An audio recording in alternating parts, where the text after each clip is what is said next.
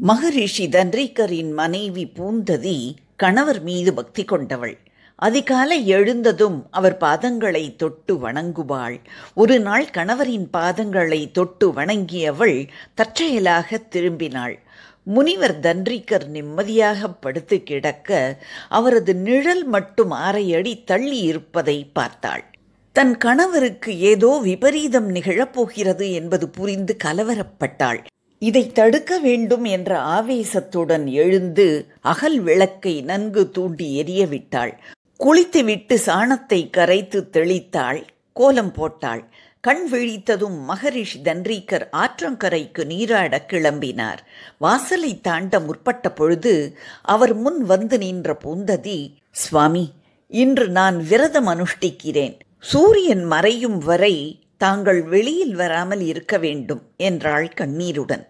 "நீ விரதம் இருப்பதற்கும் நான் வெளியில் செல்லாமல் இருப்பதற்கும் என்ன சம்பந்தம்?"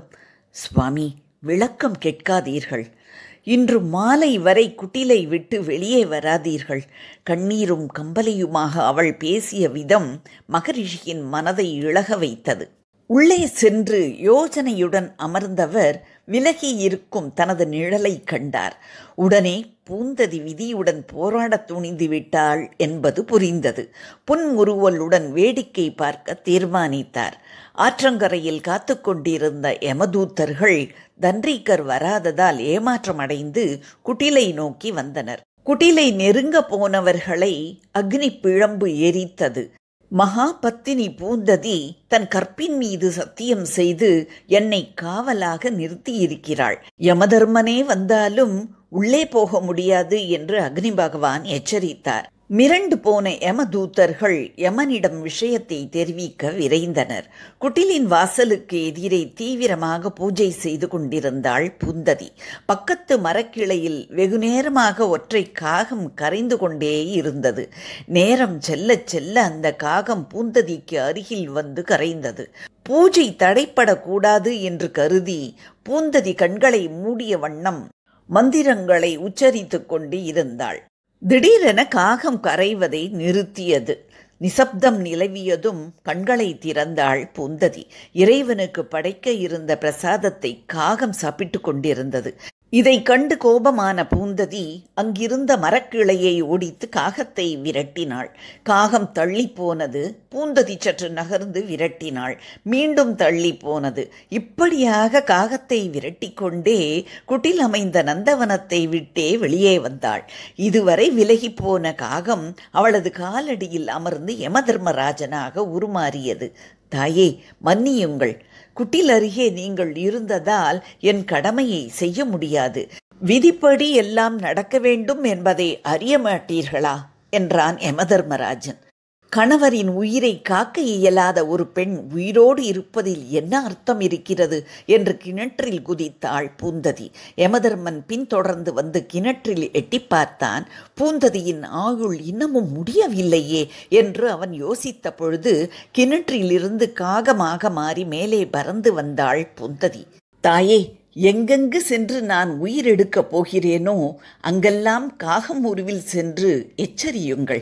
இறந்தவரின் ஆன்மா சாந்தி அடைய உணவு உண்டு அவரவருக்கு சமர்ப்பணம் செய்யுங்கள்" என்று பூந்ததியிடம் கேட்டுக்கொண்டான் யமதர்மராஜன்.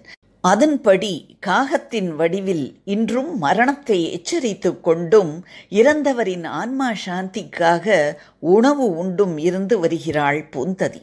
இறந்தவர்கள் மீண்டும் அவரவர் உருவிலேயே வந்தால் உணர்ச்சி வயப்படுதல், விபரீதங்கள் ஆகியவை உறவுகளிடையே ஏற்பட வாய்ப்பு உண்டே. ஆனால் அவர்கள் வரவும் வேண்டுமே சிரார்த்த பிண்டம் ஏற்க. என்ன செய்யலாம்? அவர்கள் பறவை உருவில் வரட்டும். எந்த பறவை? மயில், குயில், கிளி, காடை, கௌதாரி, கோழி, குருவி. அந்த உருவங்களில் வந்தால் அதன் அழகு, குரல் இனிமையை, பேச்சு திறமை, மாமிசம் என ஏதாவது ஒரு காரணத்திற்காக அதை மனிதர்கள் பிடித்து வைத்துக் கொள்ளக்கூடும். அதை விரும்பவும் அதன் மேல் ஆசாபாசம் கொள்ளவோ கூடும். ஆனால் காக்கை அதை யாருக்குமே பிடிக்காது.